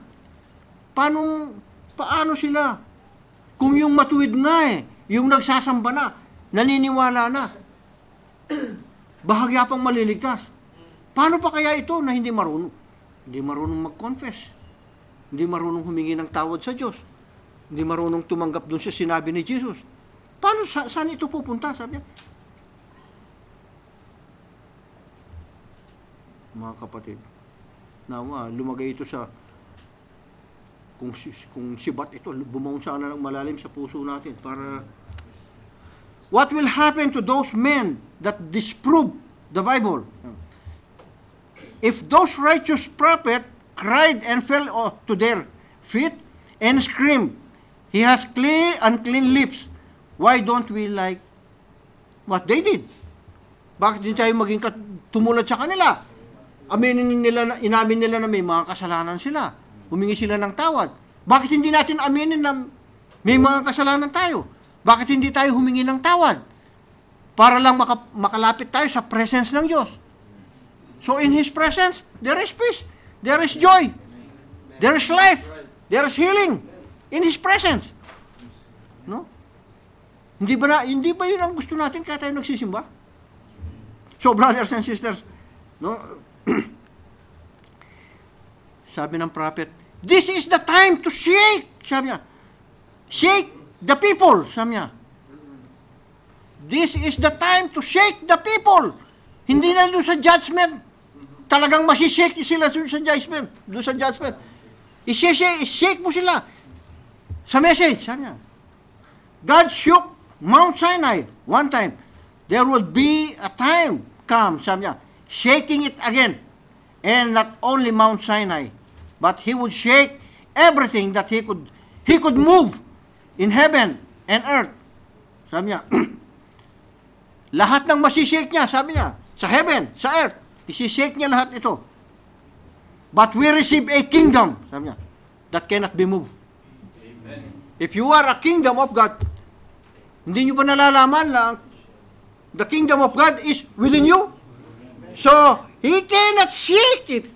He cannot shake you because you are a kingdom of God that cannot be moved. It's biblical, ano? If you are a kingdom of God, the Holy Ghost is within you, He will not shake the Holy Ghost. He will be shaking Himself. And if the Holy Ghost indwelling in you, He cannot shake you. But you can shake heaven and earth. You can shake the churches. You can shake the people. Preach the word. They will be shaken. Heaven and earth will pass away, but my word will never pass away. Sinabi niya, so this word will never pass away. You will never pass away because you are inside the word. You have that seal. Pag nakita niya yung seal mo na Holy Ghost, but grieve not. Grieve not the Holy Spirit of God. Wherefore you are sealed until the day of your redemption. Huwag niyong pighatiin yung Espiritu Santo ng Diyos na ito. No? Huwag kayong mag-isip. Huwag niyong hayaan na agawin ni Satan, pati isip niyo. No? And to his church, sabi niya, he said, I will build, upon this rock, I will build my church, and the gates of hell will never prevail against it. See, we receive a kingdom that cannot be moved, which is the word of God himself, and God is the word. He don't shake himself, for he is unshakable. So if you are with God, you are unshakable. Nobody can shake you. Walang pwedeng magyugyug sa iyong relihiyon. No? Pero pag hindi ka sa Diyos, tao lang pala si Jesus eh. Alisin ako. Yeah. He is not a kingdom of God. You cannot blame him. But the kingdom of God, with the Holy Ghost indwelling in him, he is unshakable because God is with him. Kaya kapag ang Diyos ay nasa church, nobody can shake the church because it was built by Jesus upon that rock. No? Kaya pagka nalaman natin, kaya importante yung sharing. Pag dumating sa inyo yung mga ganun na nakikipag-sharing sa inyo, you know what to say. You know how to answer. No? Hindi yung kukontrolin ka na, basahin mo sa ganito. No? Mahilig silang magpabasa. Pero tingnan mo, malakas pa yung pagpapabasa doon sa buhay nila. No? Malakas pa yung pagpapabasa kaysa sa buhay nila. Hindi mo makita doon sa buhay yung ano eh. See, sa simula pa lang, sinungaling na. Paano mo makita yung sinungaling? Kaya ako nagbebelo, sabi niya, tanda ng pagpapasakop sa lalaki. So ako yung lalaki. O bakit ikaw yung nangunguna? Meron kang dominating spirit, sister. Sabi ko, ayaw po. Ay! Wrong answer again. Kasi tingnan ninyo yung walang Espiritu Santo, wrong answer lagi yung ano, no? True or false na lang. False pa yung pinili. Kasi tingnan ninyo kung paano nagkakamali. No? Now, sabi niya, we must have seen the glory of God like those prophets. Kailangan, dapat makita natin yung glory na ito, sabi niya, ng prophet. Like Abraham, Moses, Isaiah, Paul, yung pillar of fire, the same power of God, the same Jesus Christ, revealing himself, keeping his word in this last day, sabi niya. That's why we cannot hold our old creeds and denominations and religions. Kaya hindi natin mapanghawakan yun, sabi niya. No? Bakit? You have seen the glory of God. Did you see the glory of God? Amen. In His Word? Tingnan ninyo. If you understand the Word of God, that's the glory of God. That's right. It's Jesus, no? Maybe some people will make fun and laugh, like when they called Jesus Beelzebub, because they don't recognize Jesus. They did not even recognize the presence of God is in front of them. The presence of God is in front of them. Well, who is Jesus? Is that Emmanuel, God with us? Hindi nila na-recognize. Si Beelzebub ito kasi nagpalayas ng demonyo. Aba, sabi niya, nagpalayas ng demonyo. Kung ako ay si Beelzebub na prinsipe ng mga demonyo, at pinalalayas ko yung mga demonyo, mawawasak ang aking kaharian. See, tingnan nyo mga kapatid, how these Pharisees fail to recognize the presence of God. Don't fail. Huwag kayong mag-fail na ma-recognize ninyo yung presence ng Diyos. If you are seeing now the presence of God, don't stand only recognizing it. You accept the presence of God. Accept the presence of God. Don't just see it. Don't just look at it. No. Yung pala yung presence ng Diyos. Nandun pala yung presence ng Diyos. Kung nandun yung Diyos, no? Baka kung artista yung nandun, mabuti pa yung artista, pinuntahan. No? Pero yung presence ng Diyos, no? Hindi mapuntahan yung presence ng Diyos.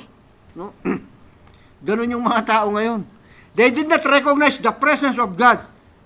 It was manifested in the flesh.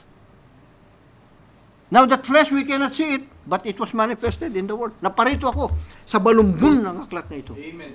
Sabi ng Panginoon. No? Ang kailangan kasi humbleness kahit sa mga pastor. No? Hindi yung, ako ang pastor dito dapat sumunod sila sa akin.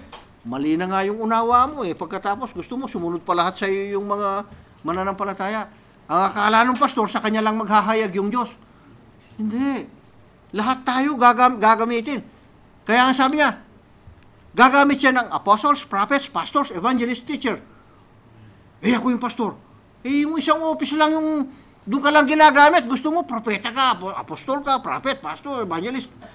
Magpapahayag. Ito yung gagamitin sa church Matakaw na pastor. No? Pati yung tithes, gusto sa kanya lahat. Maraming pastor ngayon, matatakaw. Sorry Lord, kung nabanggit ko Pero kung totoo naman, huwag ka naman magagalit sa akin, Lord. No? Meron naman pastor na hindi naman matatakaw. No? Marami lang. No? Pagka nakita mo, kung minsan, parang nagpaparade yung from higher to small box. Sunod-sunod yung mga box. Lalagyan lahat yun.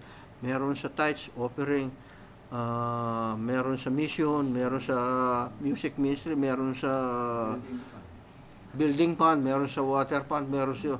Ang dami! Sus! Parang train, no? Saan nyo nakikita yung kahon?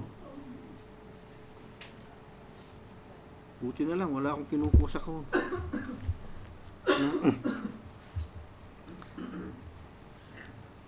Sabi niya, pag na-recognize ng yung presence ng Diyos, God will make Himself known to him. Magpapahayag daw yung Diyos sa atin. Pagka nandun ka sa presence ng Diyos, hindi pwedeng maghayag yung Diyos kung wala ka naman doon sa presence niya. Tuturuan ka niya, tapos sasumasama ka kay Satan. Tapos ang teacher mo, ang Diyos. Mabuti kung magpipreach ka kay Satan. No? Pagdating dito sa church, huling-huli sa paglabas, ano na naman yung yan? Alam mo, huwag mong pagsasabi ganito yan. Chismis yung pag-uusapan. Alam mo yung kapitbahay natin yan. Bumili na naman ng kotse. Dapat bibili rin tayo. Nainggit pa pala. Sabi niya. Yun. Utang tayo. Sabi niya, bili tayo ng kotse. Alam mo yung mga taga rito, ganyan. Kwento nga nung boss ko Pagka nakitang bumili ng BMW yung kapitbahay, BMW yung sa kanila, dapat mas mataas yung sa atin sa BMW. Bumili tayo ng Bentley. Bumili tayo. Ganun. Ganun din yung mga ibang charts. Ang tataas ng mga kortina nila. Dapat bili rin tayo ng kortina. Lagyan natin, puluin natin ng kortina in charts para naranasan ko yun Alam ko dito Napilitan na.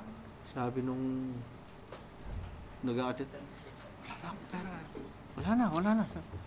Hindi, umutang ka muna. Uutang, babayaran sa susunod na sweldo. Kulang na yung sweldo padala. Bakit kulang yung padala mo? Sabi ng asawa ngayon.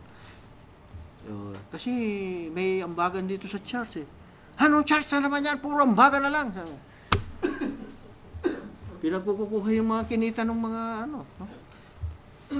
Never kung gagawin yun sa inyo. Gusto ko nga, umasenso kayo No? Pinapanalangin ko nga, lahat tayo, wala. Hindi mo man maiisip na hihiram ka sa kapatid mo eh. Hindi mo man maiisip na hihingi ka sa kapatid mo eh. No?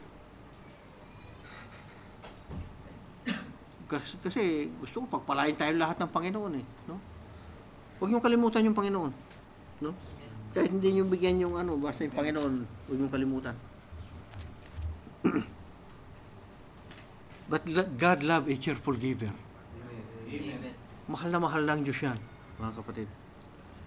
Kaya naalala ko yung babae, no, nung kay Elisha o kay Elijah yun na he's man of God. Elisha. Palagi siyang pumupunta sa dito, sabi niya. Paggawa na natin kaya ng kwarto, sabi niya. No? Tingnan niyo, see that spirit, no? Pagpagawa natin ng kwarto para pag pumupunta siya, meron siya sariling kwarto, sabi niya, natutuluyan. So, mga kapatid, ganun ang gawin niyo sa Diyos. So, there's one who stands, sabi niya, stands there and says, Father, lay all his iniquities upon me. Who? That was Jesus. Because he stood for me. Then walk boldly, having grace in his heart. Makakalakad kayo ng may dalisay na puso sa Diyos. Pagka nasa sa inyo ang Panginoong Hesus, ang Panginoon. So sabi niya, not by good works, but by His mercy where we are saved. Amen. Huwag yung sabihin na, bait-bait ko naman eh. Hindi nga ako nagmumura. Ang lakas ko pang magbigay sa church. Oh. Sabi nga nung nagdasal sa templo, Panginoon, kung dito na lang sa makasalanan na ito, sabi niya, ako nagbibigay ako ng ikapuko. Aayuno ako. Pero mas nagalak yung Diyos dun sa, Panginoon, hindi man po ako karapat-dapat na pumasok sa iyong bahay panalanginan, sabi niya. Ako isang makasalanan, sabi. Dinadagukan daw yung puso ng makasalanan. Humihingi ng tawad sa Diyos. No?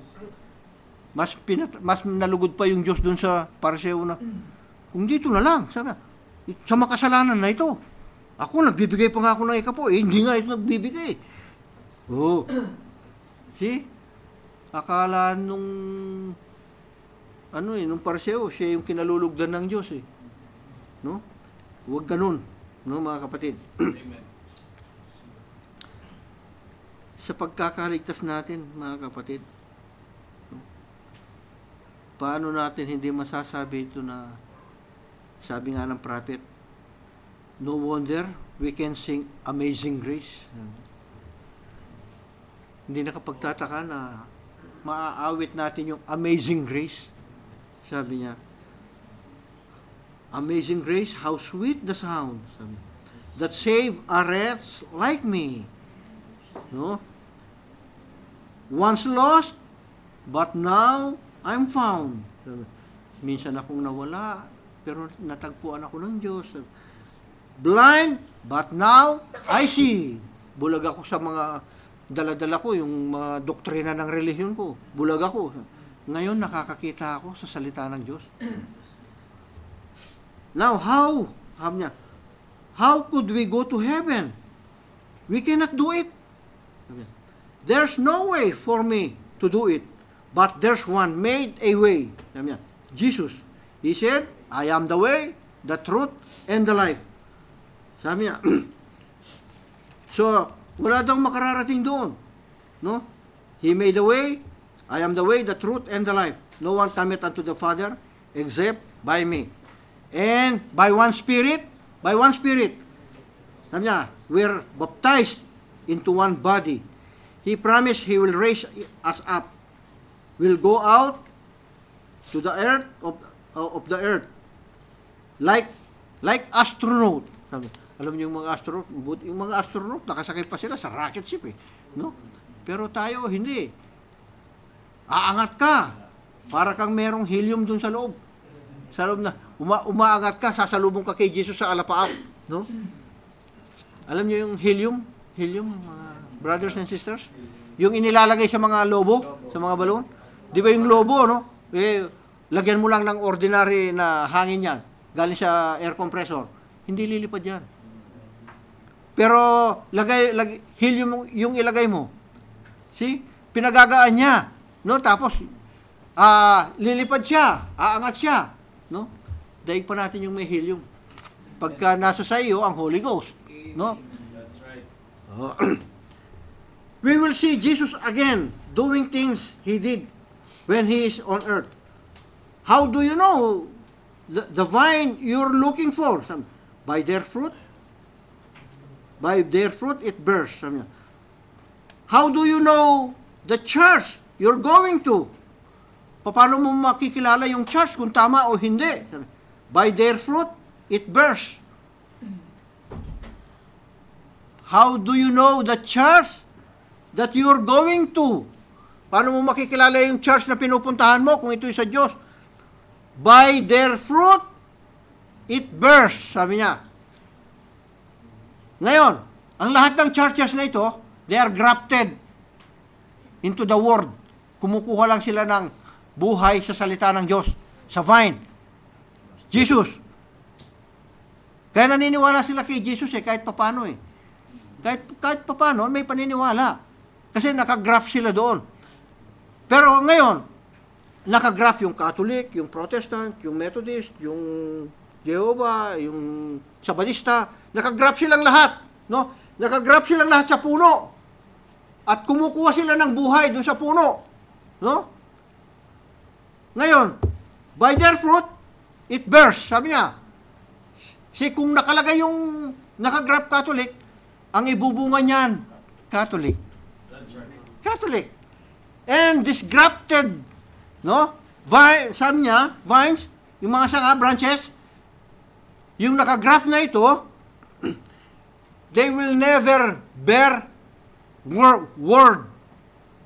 They will bear whatever is their branches. Ano man ang religion nila, yan ang ibubunga. So Catholic will produce Catholic, Baptist will produce Baptist, Methodist will produce Methodist, Jehovah's Witness will produce Jehovah's Witness. But same vine, same Bible, same word that we are studying. Yes. Sabi niya, I will cut all this. Pagdating ng araw, puputulin ko lahat ito. Ilalagay ko sa susunugin. Bakit? Iba yung bunga. Mga kapatid, talaga ata nga abutin tayo ng alauna. Ang gaganda pa naman ito, no? So, Jesus never ordained us to make a denomination and to make creeds.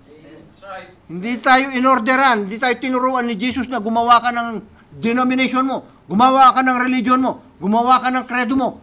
Dahil yung salita ni Jesus, sapat na. So instead, He warned us against such. Sabi niya, He said, for whosoever shall take anything from it, or add anything to it, sabi niya, the same will be taken out of the tree of life. Diba? Sabi sa Biblia. He said, stay with the word. Sabi niya, a man sent by God will stay with the word.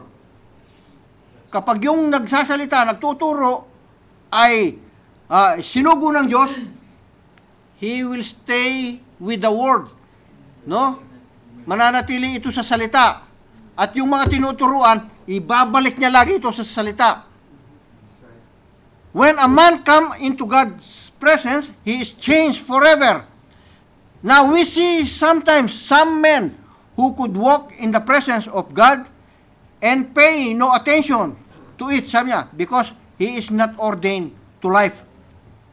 Nagtuturo, sabi niya, merong tao na nagtuturo, sabi niya, pagkatapos, and pay no attention to the word of God, sabi niya, they are not ordained by God. So it's an ordination of God. Ang Diyos ang tumawag. Like Judas, sabi niya, he walked with Jesus, but he is not ordained by God. Like Jesus, the Pharisees, Sadducees, and scribes, God cannot indwell with them. Look at that woman at the well, sabi niya, in Samaria. As soon as she saw the sign of the Messiah, super sign, the sign of the Messiah, she recognized it. Na-recognize ng woman at the well. She started right quick with her, sabi niya, responsibility to tell somebody else about it, whom she met. Kung sino yung na-meet niya. No? Tumakbo. Yung Samaritan woman, nung nakilala niya si Jesus. Nakilala niyo na si Jesus, di ba? Brothers and sisters? So whenever you meet somebody, it is your responsibility to tell, no? Don't run without a message.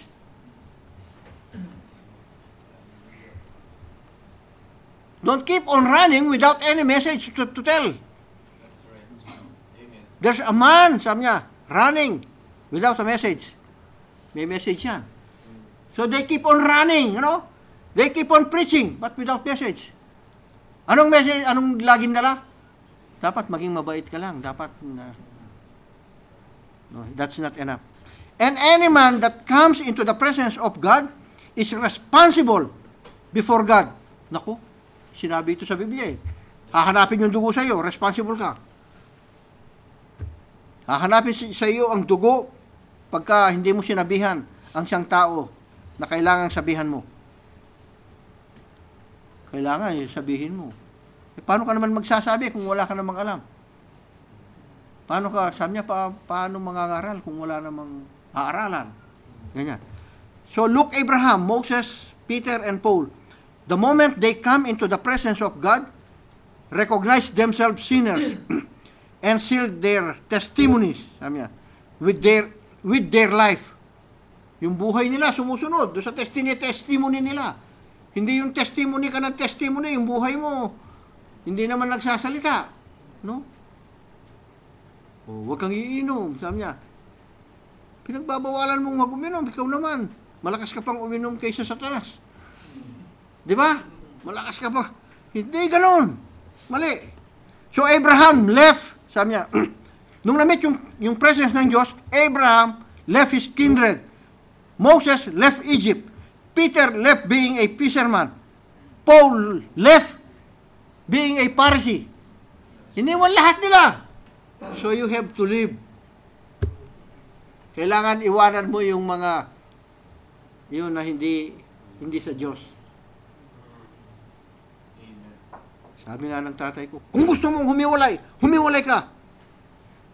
Hindi ako maililigtas ng tatay ko. Sabi ko. Hindi kami maililigtas ng tatay ko, pati yung asawa ko, pati yung mga anak ko. Kawawa naman itong mga anak ko, pupunta ng impyerno. Kaya lang, your life must speak. Yeah. Kahit na hindi ka nagsasalita, parang sila na lang yung pinagpala ng Diyos. Parang sila na lang yung bilis ng Diyos. Siguro yung Diyos nila, yung tama, yung totoo. O bakit hindi nyo sundan? Yung Diyos na totoo. Oh. Pero dito na kami pinanganak sa Catholic eh. Nakakahiya naman sa mga kasosyal natin, sa mga kumare natin, sa mga kaibigan natin. Dito na tayo ipinanganak. At tapos iiwanan mo yung Catholic. Abay, kung iiwan mo yung Catholic, pupunta ka naman kay Jesus. Amen. Di ba? Isama mo sila ngayon pagka nandun ka na kay Jesus. Isama mo sila kay Jesus. Kung ayaw, wala kang magagawa. Ayaw eh.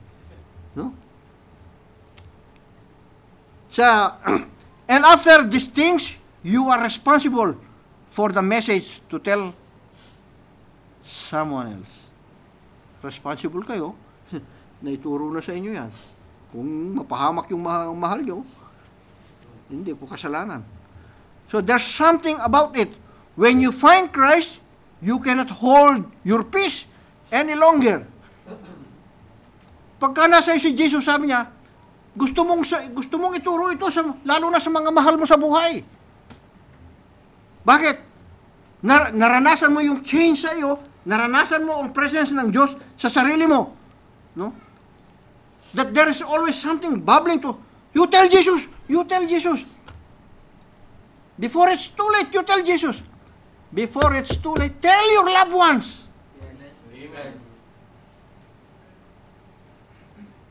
Tell them. No?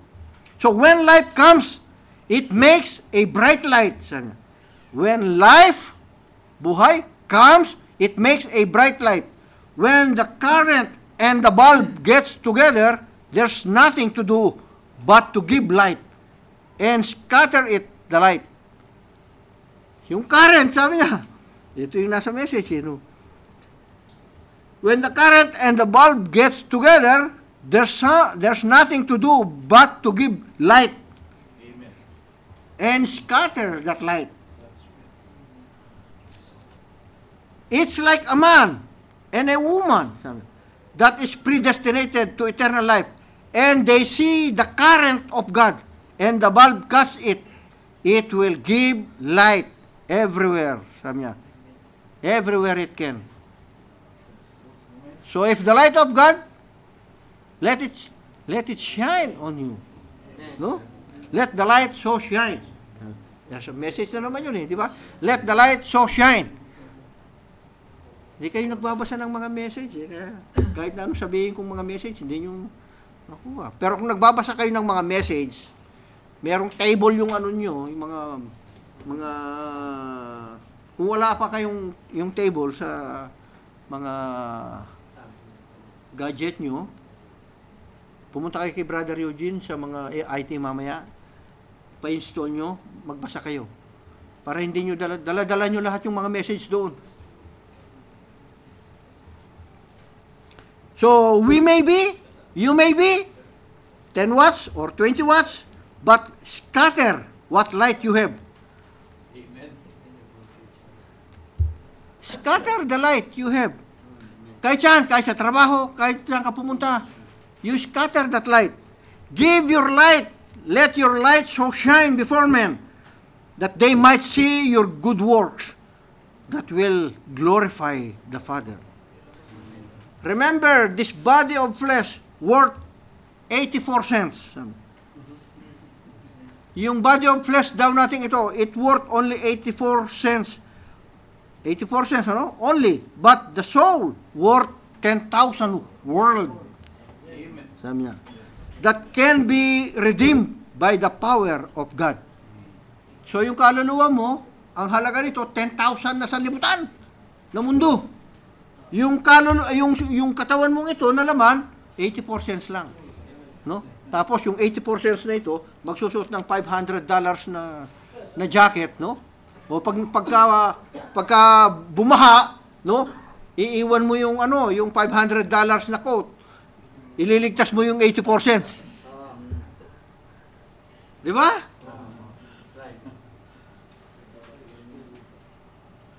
Ganun yung mga nangyayari. So when we see these things, we are responsible to tell others, because it's the greatest thing that happened in our life, that we are saved by God. Sinong duda sa salvation? Meron bang nagdududa sa salvation natin? If you still have doubt, you ask question. Kung mayroon pa kayong pag-aalinlangan na, ligtas kaya ako? Hindi ka ligtas. Mamaya may sumagot sa iyo. May narinig kang boses ngayon, ano? Tatanong ka, ano? Ligtas kaya ako? Hindi ka ligtas, sabi ng boses. May nagsalita. Sabi, hindi daw ako ligtas. Matigas yung ulo mo. Ayaw mo sumunod. Paano kung may nagsalitang ganon? Mga kapatid, quarter na. Kunti na lang sana, isang page na lang eh.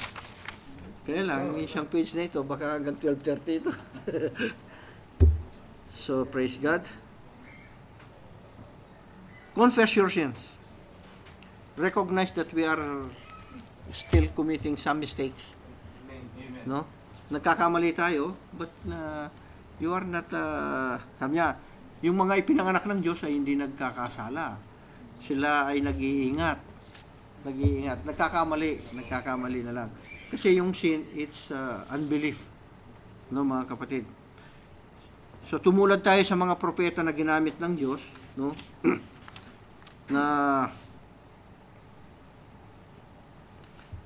na recognize nila na sinner sila Amen.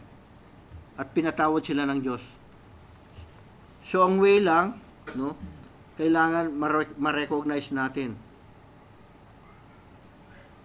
Go into the presence of God at yung eternal life mananatili sa atin, mga kapatid.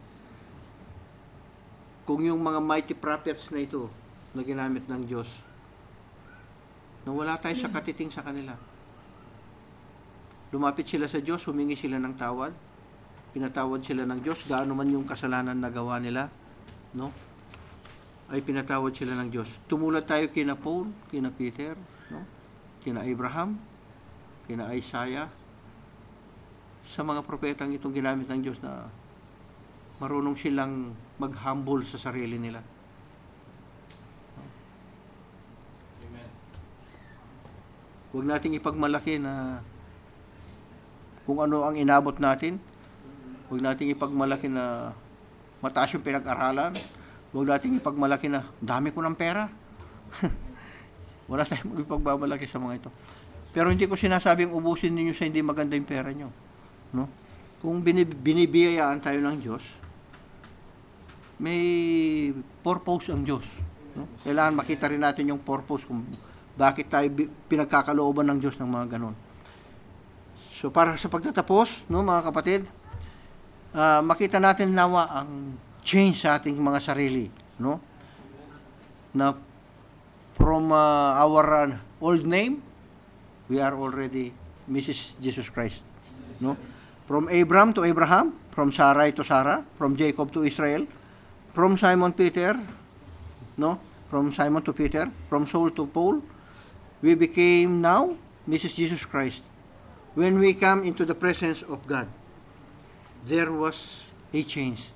And God is keep on changing us to be His own image, to be like Him. Amen.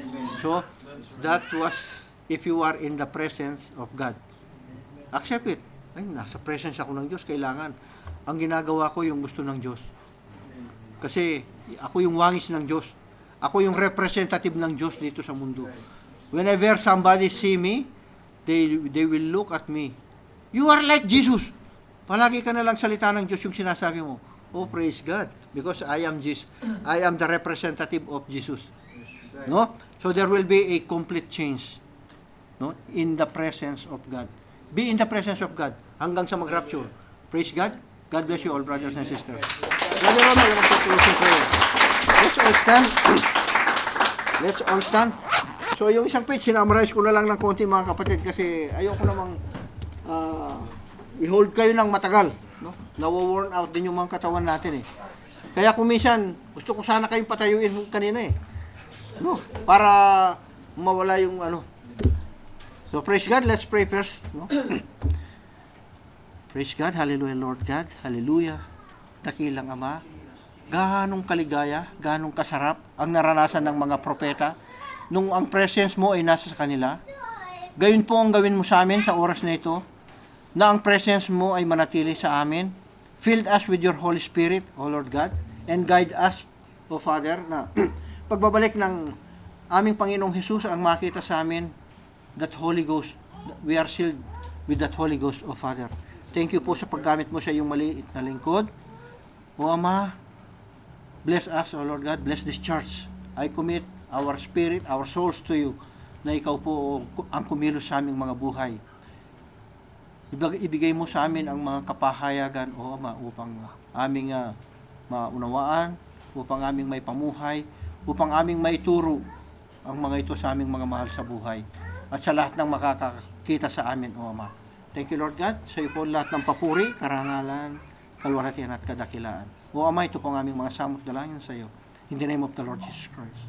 Amen. God bless you. God bless you.